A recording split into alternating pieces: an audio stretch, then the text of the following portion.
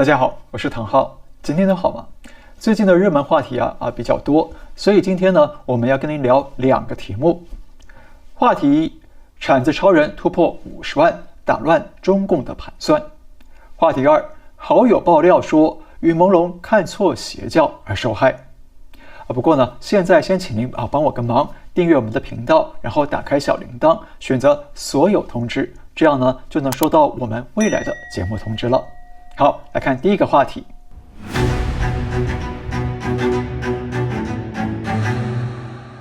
台湾刚刚结束了3天的国庆连假，但是铲子超人们一样没放假。大批来自全台各地的志工民众再次涌入花莲，协助灾民清理家园、重建生活。而整个救灾工作也已经进入尾声。那现在的工作重点呢，就是清理30公里的侧沟，畅通光复乡的排水系统。因此现在灾区最需要的不是铲子，而是勺子。需要超人们带着清沟勺来清理水沟的污泥，让灾民们尽快的恢复安全的生活。而且呢，善心无国界，就连来台湾旅游的环境科学家和外国留学生也纷纷来到灾区，投入灾区重建。Hi everybody, I'm Jaren. I come from Canada. I'm an environmental scientist. I've been in Taiwan for 8 days, and this is my 6th day volunteering. 一名新北市的17岁高中生，不但连续2个连假来到灾区，来帮助灾民从满屋子的污泥里面挖出祖先的神主牌位。第一次来就有了，就是看到他们这种老人家这样子很无助，我们就会一群认识的，或是本来不认识，像我本来就是不自己来，我就自己走进去佛祖街这里面开始挖。而最温暖的一个画面就是画面中这位小女孩，她每天站在家门口为收工路过的军人叔叔们打气，有叔叔跟她击掌，有人跟她一起用手比爱心，但最惊喜的是这位士官长直接把自己的军帽扣在小女孩头上，摸摸头，让小女孩乐坏了。再从另一个角度来看，这个小美眉确实带给这些叔叔们鼓舞与温暖。而这位扣帽超人的举动也同样温暖了小妹妹与她的家人。那这位士官长后来透露说每天救灾结束任务之后小妹妹总是主动的与国军击掌，轻轻的说声谢谢。那这是1天里最动人的鼓励了，所以他决定把帽子送给小女孩。而这位士官长的亲民举动不但一夕爆红，他还受到陆军第10军团的公开表扬。真的是好心有好报哦。那好心有好报的呢，还不只有他，还有铲子英雄回到台东吃火锅，一身狼狈，专心的吃了起来。结果身份曝光后，没多久就收到老板招待的海鲜拼盘。至于餐费，则是被隔壁桌的客人默默结掉了，让他大赞这一刻的感动不在于金钱，而是陌生人之间完全没有隔阂的温暖。另外，有竹北吊车大王称号的企业董事长胡汉衍，他不但派出了几辆工程车到灾区协助救灾，还亲自带着大批物资到现场支援。结果几天之后，白沙屯妈祖绕境的时候，突然进入胡汉衍的豪宅里绕了一圈，让他惊喜莫名。不过最令人遗憾的是桃园的挖土机行老板林鸿森在救灾过程当中不慎脚被刺伤，意外引发了败血症而过世，让所有人是惋惜不已那总统赖清德也亲自前往吊唁，向家属致哀。那台湾政府也随即宣布，所有前往灾区的志工都将免费纳入保险，费用由中央政府来负担。另外，我们上次提到的6岁女童小怡，她因为姑婆与姑丈公的舍身相救而活了下来。那小怡的姑丈公也在日前举行了告别式，而赖清德也亲自到场吊唁。我们想强调一下，我们不是要宣扬赖清德而是要宣扬人性和善的力量。那今天不管是谁当总统，只要他能够这样来亲自的来到灵堂，为这些平民英雄来吊唁，都是在做一件大好事。为什么呢？就像赖说的，这些牺牲的英雄们都是用生命诠释台湾最美的风景是人。一个国家领袖能够带头向这些舍己为人的英雄来致敬就是在感恩和鼓励更多的善能量和善循环，那这才是全民之福那根据统计在我们发稿之前，出入光复乡的铲子超人人数已经超过50万人次。那这还不包括自己开车去的，而且呢，人数还在增加。说真的，我认为这次的救灾行动啊，不仅仅是为花莲灾民带来了希望，而且呢，是为全台湾带来了希望，因为它让全台湾再次看见了人性的纯真与善良，更看见了台湾人在面对危难的时候是有能力集结起来互相帮助，而且是互信互赖的。那这种纯天然的互助与互信呢，就是善与义。就像我们一位观众的留言啊，他说得很好，他说台湾最不缺的就是善良，台湾最美的就是善良，台湾最富有的就是人的善良。那也因此呢，国庆日当晚啊，台北101大楼也特地用灯光、烟火和无人机秀出了铲子超人和台湾加油，向所有的超人们致敬。那现场观众也高声欢呼，热泪盈眶。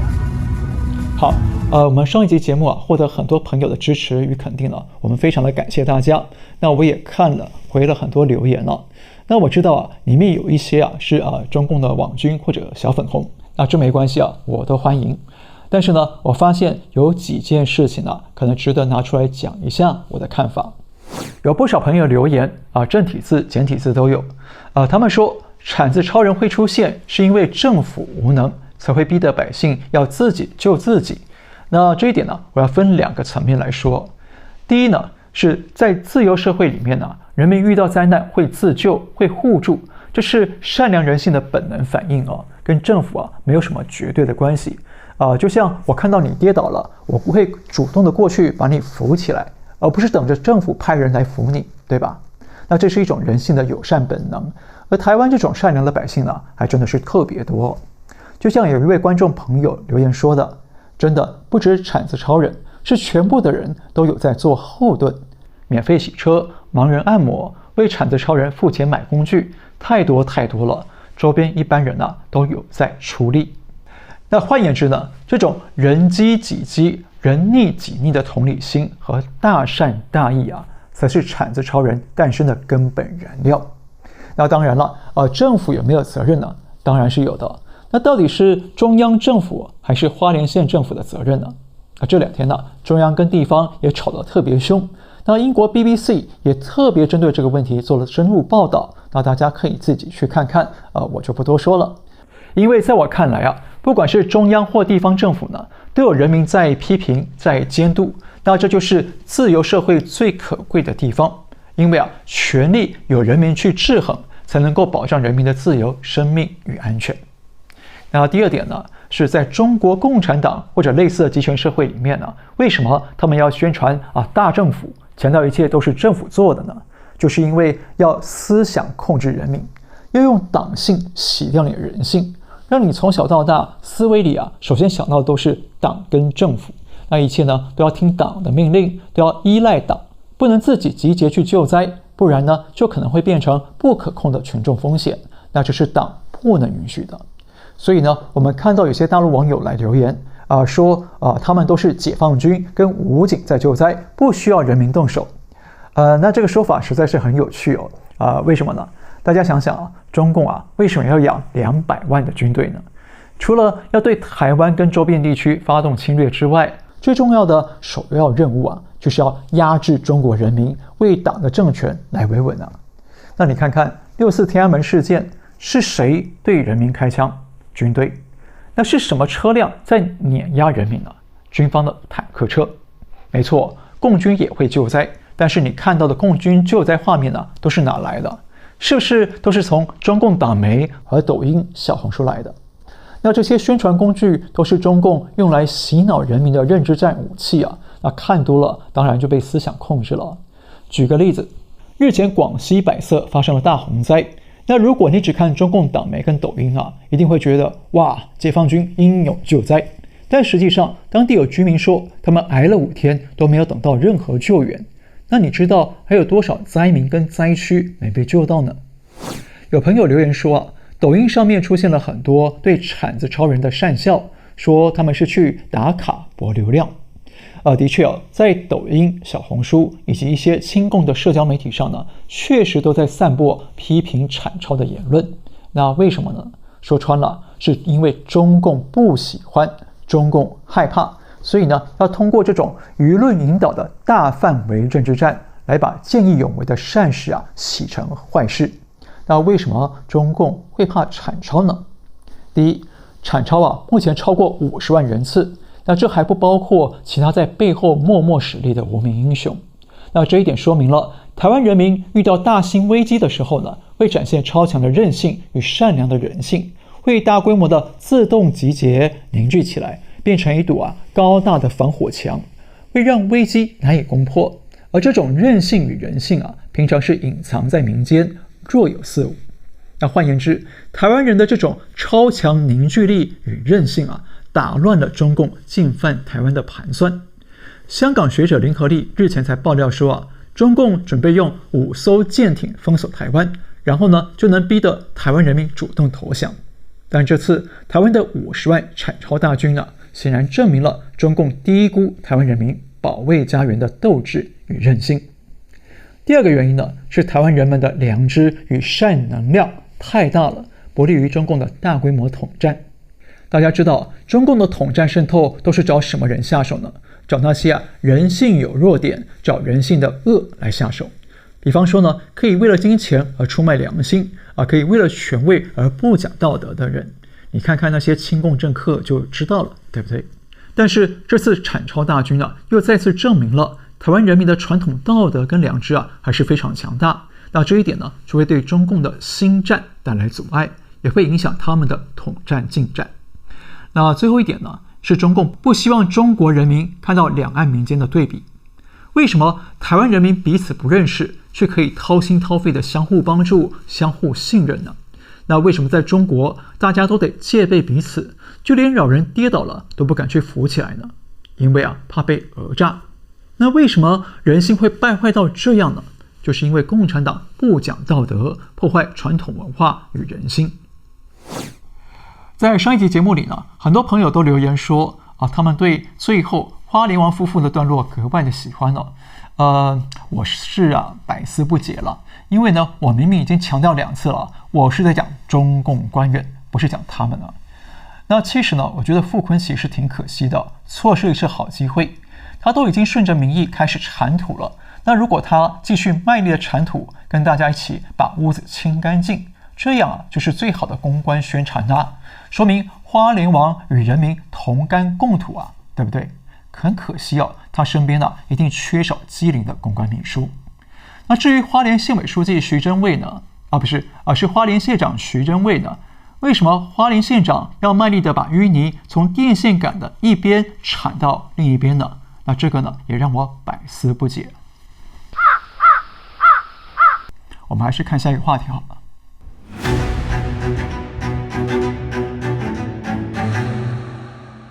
我们再来关心于朦胧。于朦胧案件一天不见真相，我们就一天不停的发生。不过呢，整个事件已经从一开始的名侦探柯南的办案调查，升级成了 X 档案的超自然调查。现在呢，每天各种传言非常多，让人目不暇给。但是我想最重要的是，众多的粉丝经过1个月了，却依然不懈地通过各种方式在追思于朦胧，在抽丝剥茧地追查真相。自己的朦胧自己救，真的是很了不起。但是因为篇幅的关系我们就不讲那些大家可以在其他地方看到的信息比方说范世琦发文承认自己是凶手，然后又删文还有陈金松报案宣称自己清白等等等等但是呢，我想讲一下最新传出的于朦胧跟北京798艺术区有网友爆料说于朦胧本来要在798艺术区办摄影展，但后来取消了，而且798那边有个很诡异的人体标本展览，怀疑于朦胧可能就在那里先被恐吓了，然后呢，恐吓他如果不服从就会变成标本。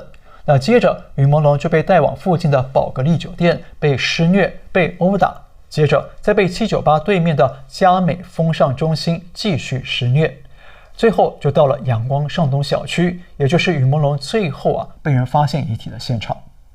好，这个798展览的现场图片实在因为太惊悚了，太恶心了，所以我们就不给大家看细节。但是说到798呢，我以前去过一次啊，那块基地啊非常大，但是呢一进去就整个人很不对劲，因为啊整个场很邪乎很邪气，那里摆了很多所谓的现代派艺术品，但是呢一个个看起来都很诡异，有的还人不人鬼不鬼的。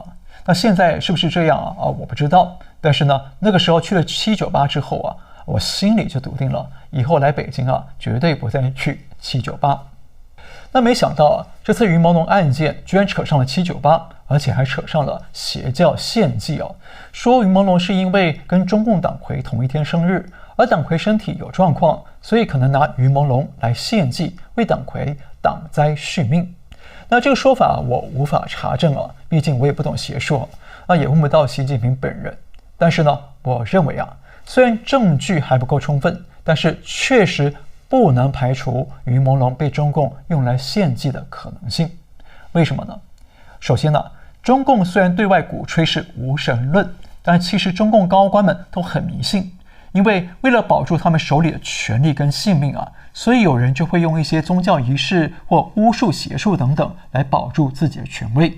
比方说毛泽东毕生不敢踏进紫禁城一步，还有呢，最近不少落马的高官罪名里头都有大搞封建迷信活动、自创歪理邪说等等。那习本人呢，维基解密曾经披露美国大使馆的机密电报，美方发现了习近平是相信佛家超自然力量的人。那这也就合理的说明了为什么他在任内这么积极的维护他在秦里的龙脉。那现在我们也明显看得出来，习的健康有大问题，所以习会不会去搞什么超自然手段或者邪门的手段来为自己延寿呢？不能排除这个可能性。还有这次云朦胧案的主角吉光光，在8月上映的电视剧《语境长安》里头挂名首席编剧，而离奇的是呢，该剧第25集竟然出现了国君想要献祭儿子来为自己挡灾延寿的情节。那这是不是与目前疯传的云朦胧献祭很像呢？那更何况中共当局都可以对数以万计人民活摘器官了，那哪里会在意献祭几位或几十位的演艺明星呢？那中共为了高官的权位与苟活，让10几亿的中国人民的生命就像羔羊一样任人宰割。所以我们可以说，不管杀害云朦胧的表面凶手是谁，但是幕后的根本元凶就是中国共产党这个体制，这是体制杀人。其实云朦胧的好朋友也曾经爆料过，他认为云朦胧就是没看清共产党这个体制，还被党的谎言欺骗着，所以才会不幸遇害。那这个好友呢，是他在中学读书的时候大一届的学长，那化名是欧阳先生。因为他们都一起上画画兴趣班，都对摄影有兴趣，所以后来呢就成了好友。那欧阳先生在2020年疫情之后来到美国，而云朦胧也和他持续保持联系一直到了今年8月。当时云朦胧还跟他提到他自己的新作品是要扮演刘勇。那这一点没错，云朦胧确实是在央视的《大宋词人传》里头饰演年轻时代的刘勇，但是后来因为云朦胧出事了，央视推迟了这套戏的播出。欧阳先生说，云朦胧本人很真诚，对朋友很讲义气。那去年云朦胧就说演艺圈让他很疲累，不想违心的去讨好某些人，有点想退圈。那欧阳说中共官场太腐败、太堕落、太淫乱，有太多的权钱交易、身体交易。那很多演艺圈的名人背后都有大官的支持，才能够混到今天。